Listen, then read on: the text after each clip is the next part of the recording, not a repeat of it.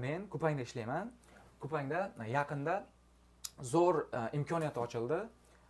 Bu to'g'ri birinchi ishga topshirayotganlar uchun emas, lekin Kupangda Tech Infra jamoasida yaqinda VP bilan gaplashdim.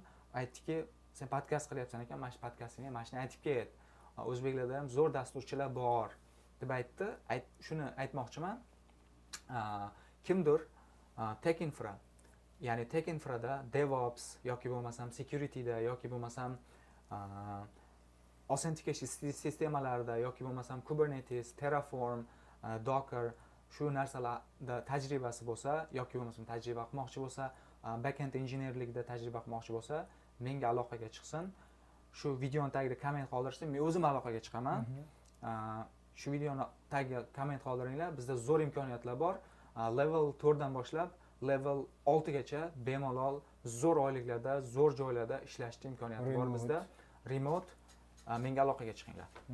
Pastda plus belgisi yoki komment qoldirsalaring yoki bo'lmasam komment qoldirib ketsalaring sizlarga aloqaga chiqaman. Instagramimizga obuna bo'lib qo'yinglar. Instagramimizda videomiz, o'sha Instagramdagi videoga plus qoldirib ketsalaring, men o'zim aloqaga chiqaman sizlarga.